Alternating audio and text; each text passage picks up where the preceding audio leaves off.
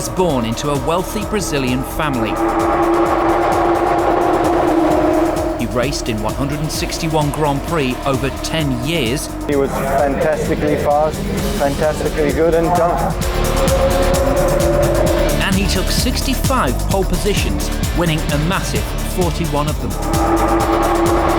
Incredibly determined and skillful driver, and really an extraordinary driver, and an extraordinary person. Charismatic, single-minded and totally focused. This man was the idol for millions of Formula One fans. Senna was gifted. One of the greatest drivers of his time, I think. With uncompromising concentration and sheer daring, Senna produced astonishing performances, taking the championship again and again, making him the youngest man to ever win 3 world titles. And to so many fans and colleagues, he is remembered as one of the greatest Formula One champions of all time. He gave us his total commitment and we gave him ours. He loved his motor racing and he shared this passion with every one of our employees here at Didcot.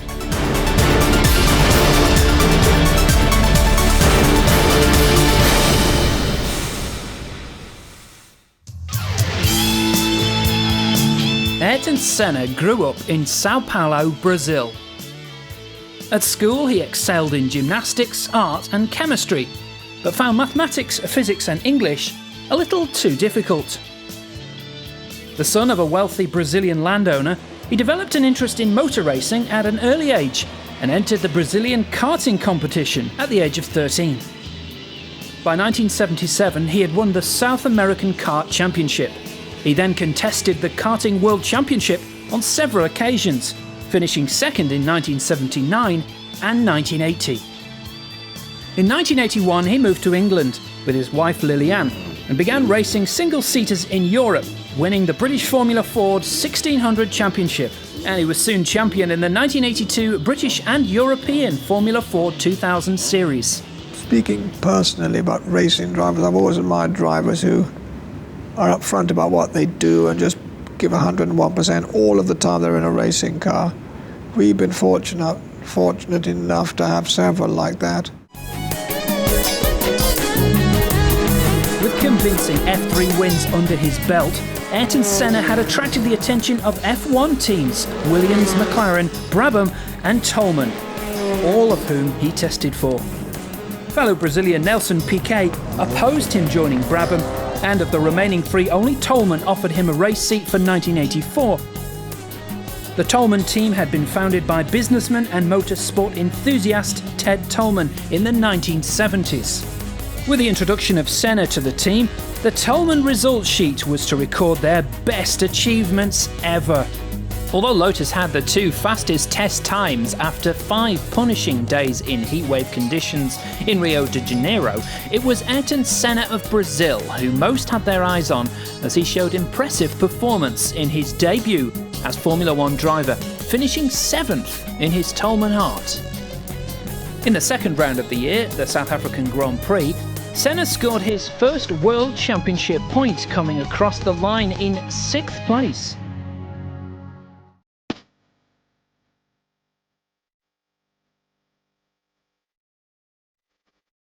A few weeks later, his performance in the 1984 Monaco Grand Prix brought him further attention.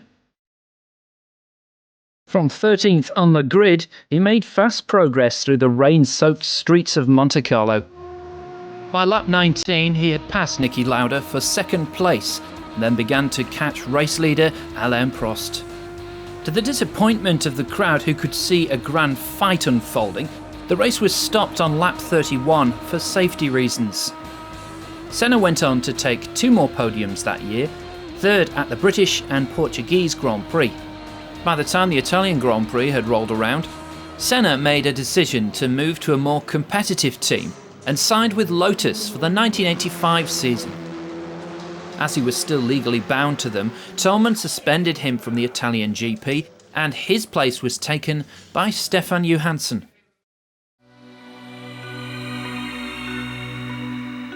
Under the guidance and enthusiasm of Colin Chapman, Lotus sports cars progressed through the motor racing formulae of the 1950s. In the 60s, Chapman's Lotus revolutionised the premier motorsport, Formula One. Their small, lightweight, mid-engine vehicles gave away much in terms of power, but superior handling meant their competing cars often beat the all-conquering front-engine Ferraris and Maseratis. They had Jimmy Clark to start with, who was one of the greatest ever, and he, together with Colin Chapman, were a wonderful team, and they went to Indianapolis and they won, world championships and goodness knows what else. Then, of course, Emerson Fittipaldi and the Mario Andretti. I mean, a lot of people have been there and done tremendous things with it. Eventually, Team Lotus came to appear as though they could win whenever they pleased.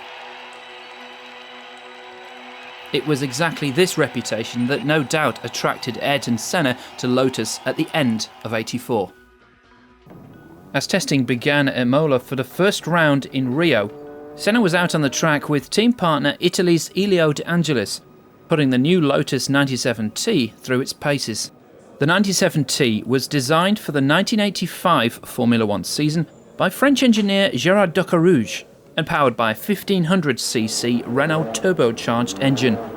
Simple in design, the 97T proved robustly powerful and featured another innovative piece of Lotus design, an early form of aerodynamic barge boards. Even though all eyes for the first race may have been on the new red and white cars of the McLaren team, driven by defending world champion Niki Lauda and Alain Prost, Senna promised to be not far from the action in this his first race for Lotus.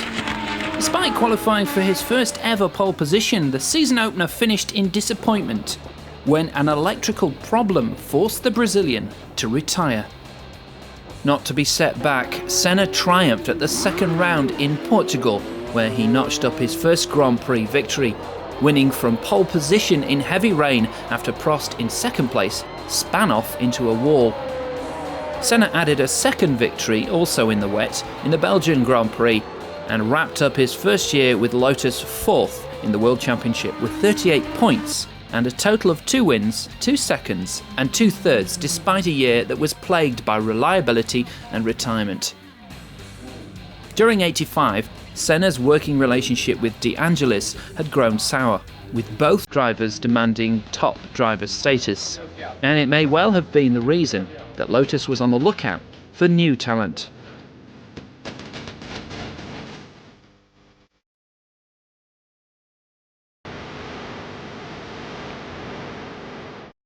When the final major testing session took place in the hot, dusty conditions of Rio de Janeiro, it probably came as no surprise that hometown boy Ayrton Senna was the fastest of all the drivers. Driving his new Lotus Renault 98T, Senna was the unofficial track record holder, clocking an impressive lap time of 1 minute 26.39 seconds at the end of a week in which times became progressively faster.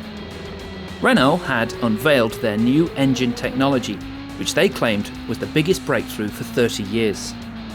The change centred around a new concept in valve return, allowing the engine to turn at much higher revolutions. The new Lotus proved to be more reliable than its forerunner, and the '86 season got underway on a high for Senna, who finished second to Piquet at their home event in Brazil. He then took the World Championship lead for the first time in his career after winning the Spanish GP at Jerez, in which he beat Mansell's Williams Honda by 0.014 seconds, one of the closest finishes in Formula One history. Senna's championship lead did not last long after he suffered several retirements due to mechanical failures. The chase for the title became a fight between Prost's McLaren and the Williams-Honda duo for Piquet and Mansell. Senna took his second victory of the year at the United States GP at Detroit and finished the season in fourth place again with 55 points, 8 pole positions and 6 podium finishes. Early in 1987, it was clear that Lotus and Senna were serious about capturing the coming year's World Championship. Lotus now had the same powerful Honda engines as Williams after Renault decided to step out of the sport. With the addition of Senna's new teammate Satoru Nakajima, Lotus had put together a team that was capable as well as technically experienced. The change of engine was a condition imposed on Lotus by the Brazilian champion to keep him in the team, After a slow start, Senna won 2 races in a row, the prestigious Monaco GP, which was to be the first of a record-breaking series of 6 victories at the Principality, and the United States GP at Detroit for the 2nd year in a row, once again taking the World Championship lead. After a spin due to a faulty clutch in the 3rd to last round in Mexico, Senna was out of the championship hunt, leaving Piquet and Mansell to fight it out for the last 2 races. Mansell badly injured his back in a heavy accident while practicing for the 1987 Japanese Grand Prix at Suzuka, effectively handing the 1987 World Championship to Piquet, since he would miss the last 2 races of the year. This meant that Senna still had a chance to finish as runner-up in the standings if he finished at least 3rd in the 2 remaining races in Japan and Australia. He finished 2nd in both events, but at the Australian Grand Prix, post-race scrutineering found the brake ducts of his Lotus Honda to be wider than permitted by the rules, and he was disqualified, bringing his last and most successful season with Lotus to a sour end. After the disqualification, he was classified 3rd in the final standings, with 57 points, 1 pole position and 6 podium finishes, with 4 seconds and 2 thirds.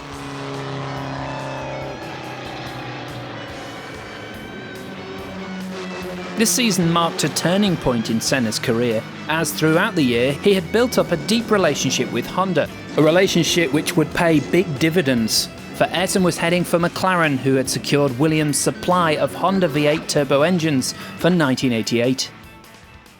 Honda for me is a big name. Honda, it's been the past of my friend Aryton Senna. He used to tell me a lot about Honda.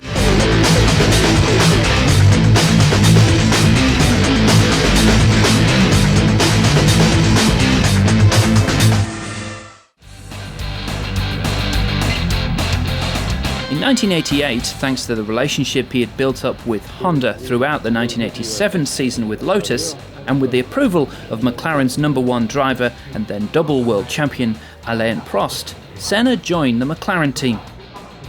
The foundation for a fierce competition between Senna and Prost was laid, culminating in a number of dramatic race incidents between the two. Bruce McLaren had learnt his skills at Cooper. Following Jack Brabham's example, McLaren set up his own team to first build sports cars and then Grand Prix races. This cramped factory in Woking was the genesis of today's massive McLaren empire. The British racing industry progressed in the 1960s for a number of reasons. One was the proliferation of teams in the UK and the influx of Commonwealth drivers and mechanics who were prepared to work all hours of the day and night. As the UK aerospace industry was wound back, talented designers and technicians became available and were drawn to motor racing. After losing the previous 2 constructors' titles to Williams in 1986 and 1987, McLaren was able to convince Honda to switch its backing from Williams, starting in 1988.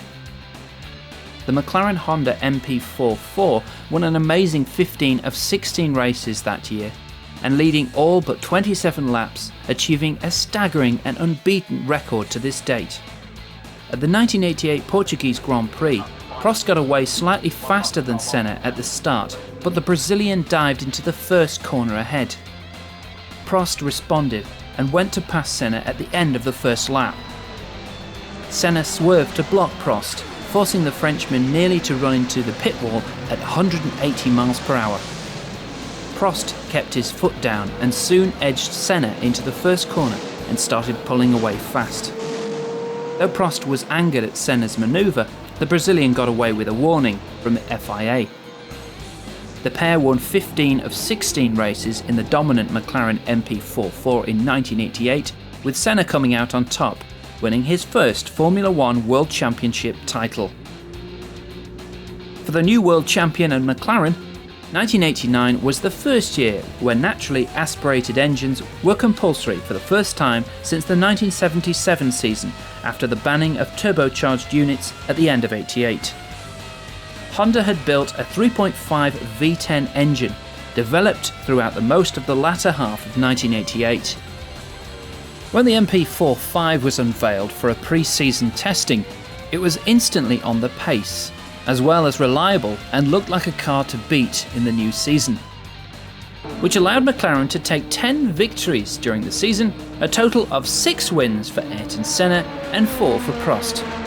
This was at a time when the relationship between the two men was at breaking point, so their rivalry pushed the development of the car far ahead of the other teams as they tried to outdo each other. Although Senna had more wins, he also had a string of retirements, many more than Prost, mostly down to engine failures while leading, which cost him vital points. However, Senna and Prost combined points total meant McLaren easily won a second straight Constructors' Championship.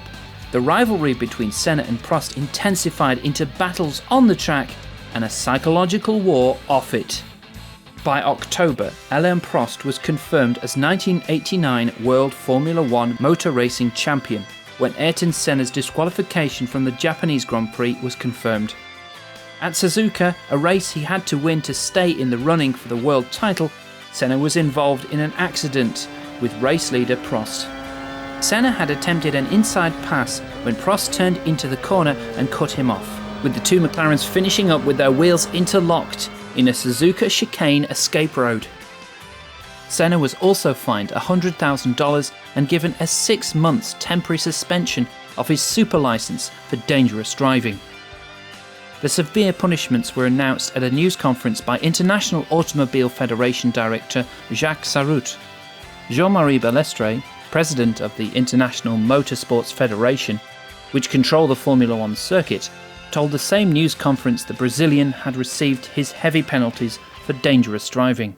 Balestre had harsh words too for McLaren manager Ron Dennis, who called a news conference in London to reveal a FISA report which had been presented to the appeal tribunal, calling for heavier penalties on Senna. He accused Dennis of trying to prejudice the appeal by threatening to take the matter to a French civil court if Senna's disqualification was upheld.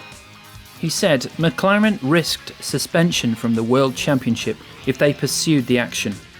In Australia for the last round, Alain Prost launched an outspoken attack on Senna, claiming the Brazilian was a danger to the other racers because his faith in God made him believe he was indestructible.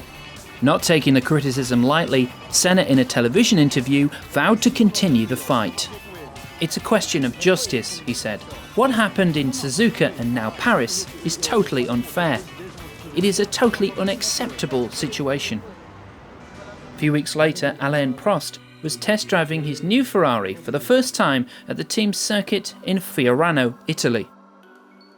McLaren had agreed to release Prost early instead of holding him to his contract for the rest of the year. In 1990 and 1991, Senna, now joined at McLaren by Gerhard Berger, won back-to-back titles while being involved in fierce battles with Prost and Nigel Mansell. Eventually, the loss of Honda power and the rise of Renault would bring about the decline of McLaren. By June, the World Formula One manufacturing leaders were testing a new V12 engine at the Silverstone Raceway in the United Kingdom. McLaren hoped that the engine would give them further dominance on the F1 circuit. Later in the year, after a controversial tussle with Prost on the first corner at Suzuka, both drivers were removed from the race, and as a consequence, Senna won the 1990 World Championship. Knowing that the 1991 Formula One season was likely to be the toughest of his career, the reigning world champion was showing signs of tension. At his first test session of the year in Portugal, Senna had criticised the Honda engineers who were developing his McLaren team's new V12 engine for falling behind schedule. His open attack was modified later in the week with appeasing statements from McLaren and Honda, but the words had established a certain standard, showing the high principles Senna had set in his singular pursuit of motor racing glory. Senna's chances of an easy third title had dimmed over the winter due to McLaren Honda's inability to meet his technical requirements, the rapid improvements of rival teams, and a series of changes to the championship scoring system itself. By the middle of the year, despite having a good start to the season with 4 wins, Senna and his Formula One teammate Gerhard Berger both believed that the McLaren cars were uncompetitive against the Williams-Renault team. By July, having not seen the checkered flag for 4 outings, the pair spoke at separate news conferences before Hockenheim. Senna said they would be trying out a new specification Honda V12 engine in preparation for the German Grand Prix. Senna agreed that the Williams cars clearly were ahead on all types of circuit. Senna insisted further that Honda set up their engine development program and demanded more improvements to the car before it was too late. These modifications enabled him to make a late season push by winning 3 races to secure the 1991 championship. There were some memorable moments, such as at the Spanish Grand Prix when Senna and Mansell went wheel to wheel with only centimetres to spare at over 320 kilometres per hour down the main straight, a race that Mansell eventually won. In 1992, Senna's absolute determination to win manifested itself in dismay at McLaren's inability to challenge Williams' all-conquering FW14B car. McLaren's new car for the season had several shortcomings. There was delay in getting the new model running. Consequently, it debuted in the 4th race of the season. In addition to lacking active suspension, the new car suffered from reliability issues and was unpredictable in fast corners, whilst its Honda V12 engine was no longer the most powerful on the circuit. And while Ferrari's Formula One team unveiled their car for the 1992 season at their test track in Maranello, Italy, the McLaren team were testing at the Silverstone circuit in England. Senna went on to score wins at Monaco, Hungary and Italy that year, but finished a substandard 4th overall in the championship, behind the Mansell-Patrese pair from Williams and Benetton's rising star, Michael Schumacher. A persistent rumour in Formula One was that McLaren would soon lose the support of Japanese engineer maker Honda. McLaren boss Ron Dennis told reporters, "We have a partner in Honda and it could well be that partnership is extended." A day later, to add to a disappointing season for the team and Senna, Honda, whose engines had powered McLaren and Williams to 6 successive Formula One championships, was pulling out of the sport from the end of 1992. Honda president Nobuhiko Kawamoto said that the decision, which had been expected, had not been forced on the company by slumping car sales. "We've decided to suspend Formula One racing activities after this season," Kawamoto told a news conference. "It is just a chance that our decision to pull out of F1 coincided with the business slump. We made our decision based on F1, he added, when asked if the decision was linked to falling sales in domestic and export markets. The Japanese manufacturer said that after an unbroken 10 seasons in the sport, they had achieved their original aims. Kawamoto added, however, that Honda was not turning its back forever on the sport. Honda first became involved in Formula One motor racing in 1964, but dropped out only to return again in 1983. 5 years later, they teamed up with McLaren. When Ayrton Senna met Honda's founder Soichiro Honda, he promised to build the #1 engine. Honda had won the Constructors' title 6 years in a row, while Ayrton Senna had won 3 World Championships. A company spokesman said Honda planned to invest more money in environmental issues. And to top off McLaren's run of bad news, their senior driver, Ayrton Senna, was reported to be considering moving to a new stable. Ron Dennis hoped that he would decide to stay at McLaren. "I totally accept if he feels that he is in a position to win races in a Williams next year over and above driving a McLaren. I completely accept it." As 1992 was drawing to an end, Team McLaren were not only on the lookout for a new engine, but were well aware that their star driver was shopping around for a more competitive drive. What's more, with the introduction of rookie driver Michael Andretti to the team in December, the McLaren team was on the verge of entering 1993 with a complete new lineup. Experts had rated the 30-year-old American IndyCar champion an excellent driver, who might just be able to challenge Senna for speed if the Brazilian decided to stay with McLaren after his miserable 1992 season. I certainly think he's one of the best, if not the all-time best driver, but that's all a hypothetical question. But he was fantastically fast, fantastically good and tough.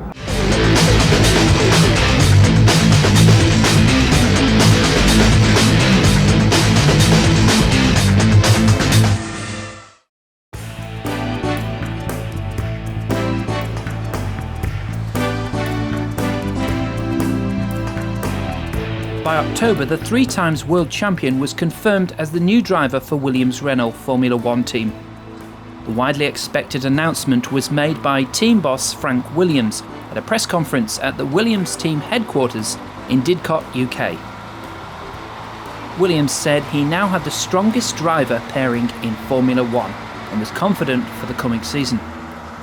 He said Senna had signed a 2-year contract but would not discuss financial details. And I'm really happy and I'm really looking forward to drive for Williams and drive alongside Damon. The Brazilian, who was not at the press conference, was to replace new world champion Alain Prost, who was set to retire at the end of the season and would join British driver Damon Hill, currently second in the World Championship. Hill told journalists he was relieved to be with the team again for the coming year. Though he had mixed emotions to be racing with Senna, whom he described as fiercely competitive, but regarded it as the ultimate challenge. Senna, who at this stage was winner of 39 Grand Prix and World Championships in 1988, 1990 and 1991, was back where he started, having had his first experience of a Formula One car in 1983 in a Williams Ford on the test track. With 2 rounds of the 93 season yet to run, Senna concluded his McLaren career with wins in both Japan and Australia, finishing second overall in the World Championship.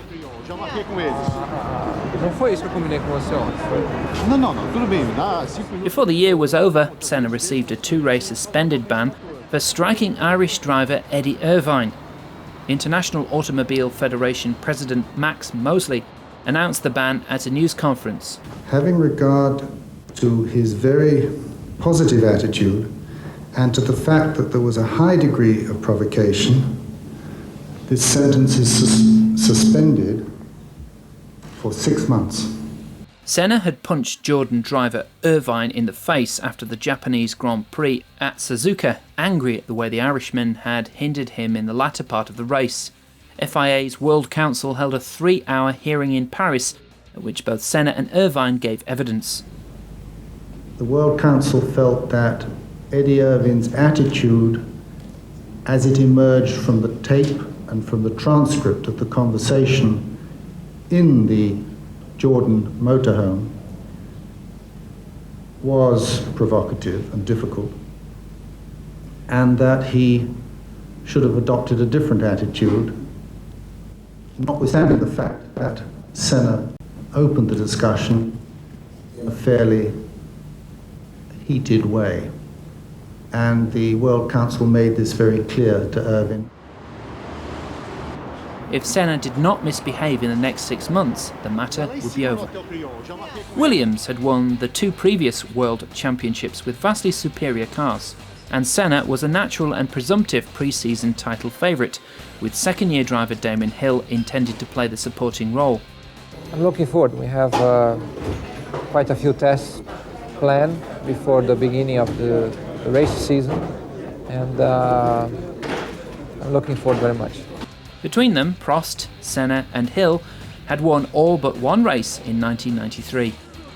Benetton's Michael Schumacher had won the remaining event. Pre-season testing showed that the Williams car had speed, but it was difficult to drive. The FIA had banned electronic driver aids, such as active suspension, traction control and ABS, to make the sport more human. In February, the Williams car, which was to defend the 1994 Formula One World Championship, was unveiled for the first time at the team's Didcot headquarters. The Williams-Renault FW16 then moved to Silverstone, where Ayrton Senna, the team's new driver, took the wheel for the car's first laps around the British Grand Prix circuit.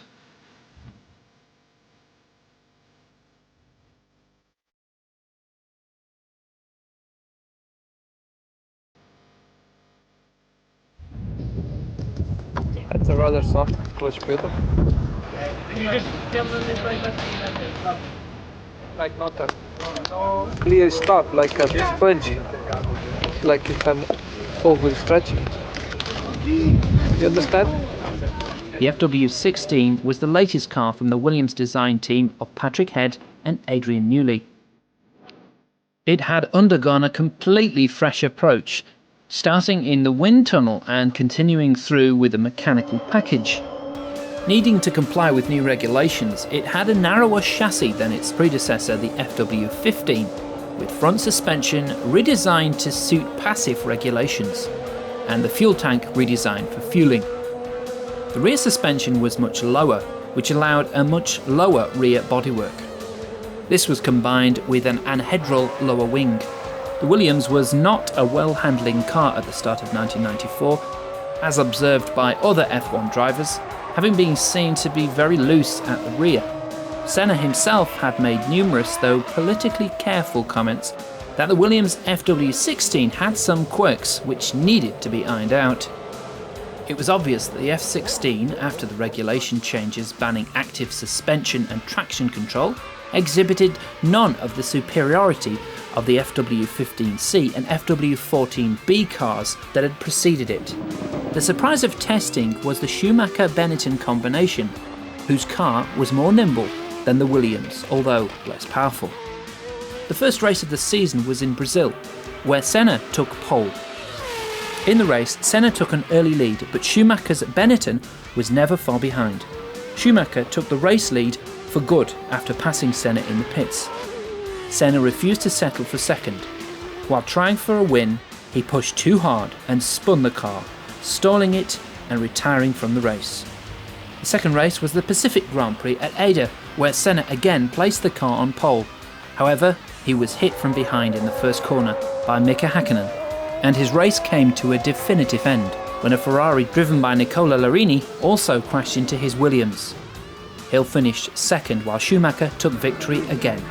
It was Senna's worst start to an F1 season, failing to finish or score points in the first two races, despite taking pole both times. Schumacher was leading Senna in the Drivers' Championship by 20 points. Luca de Montemazzolo is quoted as saying that Senna came to him the Tuesday before the Imola race and praised Ferrari for the battle against electronics in F1. Senna also told Montezemolo that he would like to end his career with Ferrari. At the third race of the season, the San Marino Grand Prix at Imola, Senna declared that this was where his season would start, with 14 races as opposed to 16 in which to win the title. Senna again placed the car on pole, but he was particularly upset by two events. On Friday, during the afternoon qualifying session, Senna's protégé, the then Formula One newcomer Rubens Barrichello, was involved in a serious accident that prevented him from competing in the race. The next day, the Austrian driver Roland Ratzenberger was killed in a practice accident.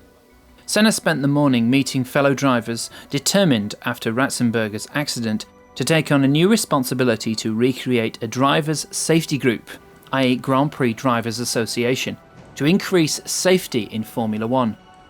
As the most senior driver, he offered to take the role of leader in this effort. Senna and the other drivers all opted to start the Grand Prix, but the race was interrupted by a huge accident at the start line. A safety car was deployed and the drivers followed it for several laps. On the restart, Senna immediately set a quick pace, with the third quickest lap of the race, followed by Schumacher. As Senna entered the high-speed Tamburello, the car left the track, hitting the concrete retaining wall at around 135 miles per hour. The race was stopped immediately, and the 34-year-old Brazilian was taken by helicopter to the Maggiore Hospital in Bologna. As track officials examined the wreckage of his racing car, they found a furled Austrian flag, a victory flag that he was going to raise in honour of Austrian Roland Ratzenberger, who had died on that track the day before. Some of the tracks that have been designed in the last 15 to 20 years have been designed, in fact, in my opinion, with far too high cornering speeds. And when a racing car, the dynamics of an accident at those speeds, at excess of 180 to 200 odd miles an hour, are very difficult to control and contain. Obviously, over the years, drivers have always voiced their concern over certain issues, and I think the points that Ayrton had made to Frank and to other people over the previous weeks and months will be considered very carefully as part of the inquiry as it unfolds over the coming days. Senna's death shocked the world, and in Brazil, where he is revered by thousands, President Itamar Franco decreed 3 days of mourning for the man who was the country's hero. Well, we just come from Brazil, and you only have to go to Brazil to realise the meaning of Aryton Senna to the whole country. That he was a great hero for them, and also an extraordinary personality. And I only had a very short time as his teammate and a short time to get to know him, and I wouldn't say I ever got to know him close enough to really say what he was really like, but incredibly determined and skillful driver, and really an extraordinary driver and an extraordinary person. It's not, you can't really discuss it here. You need a whole hour. Senna's death was considered by many of his Brazilian fans to be a national tragedy.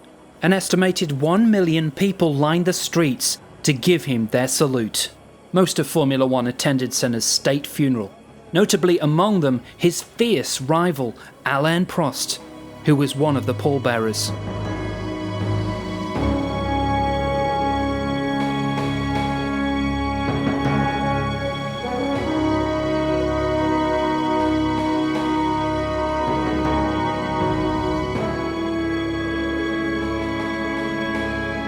People just coming here, this is where the team's home is, and there's a lot of people coming in, ringing in and saying, we can't believe it. I think that's really the situation we're in. It's a little bit of helplessness, I suppose. You wish you could do something, but you can't. One of the greatest drivers of his time, really, of his generation. Senna was gifted.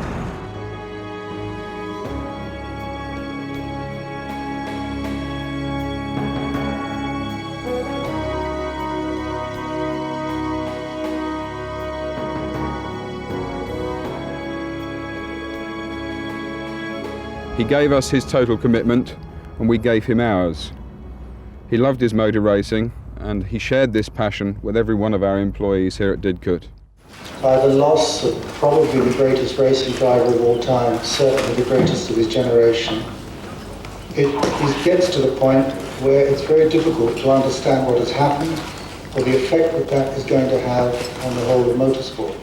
A testament to the adulation he inspired among fans worldwide was the scene at the Tokyo headquarters of Honda, where the McLaren cars were typically displayed after each race. Upon his death, so many floral tributes were received that it overwhelmed the large exhibit lobby. This in spite of the fact Senna no longer drove for McLaren, and that McLaren in the preceding seasons did not utilise Honda power. Senna had a special relationship with company founder Soichiro Honda and was beloved in Japan, where he achieved a near mythic status. In his home country of Brazil, the main freeway from the international airport to Sao Paulo and a tunnel along route to the heart of the city is named in his honour. Senna is buried at the Morumbi Cemetery in his hometown of Sao Paulo. For us, he was not just an idol, he was much more than this. You would look at him and you could see that he carried something very strong inside himself.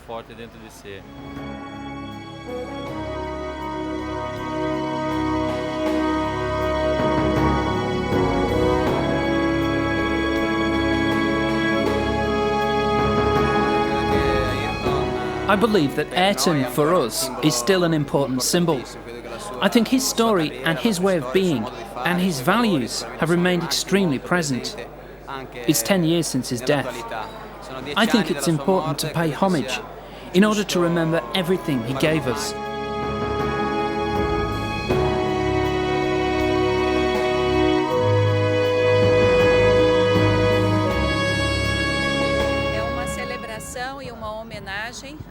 This is a celebration and a tribute to someone who is more than a Formula One champion.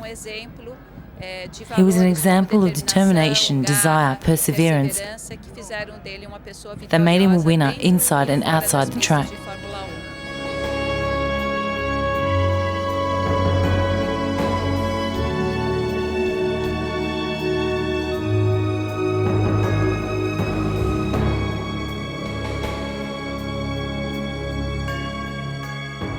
For the next race at Monaco, the FIA decided to leave empty the first 2 grid positions and painted them with the colours of the Brazilian and the Austrian flag to honour Senna and Ratzenberger. Starkly contrasting to Senna's intense and unyielding will to win on the track, his exploits off it were humane and compassionate. He was renowned for his close relationship with Gerhard Berger, and the two were always playing practical jokes on each other. Senna's career included 3 wins at Imola's Autodromo Enzo e Dino Ferrari in 1988, 1989 and 1991. He first became Formula One world champion in 1988 when he won 8 of the 16 races, a record for one season driving with McLaren. Senna took the championship again in 1990 and 1991, making him the youngest man to win 3 world titles. By the end of his first year, when he had switched from McLaren to Williams, Senna had won 41 Grand Prix from 161 starts. And to many fans and colleagues, he is remembered as one of the greatest Formula One champions of all time.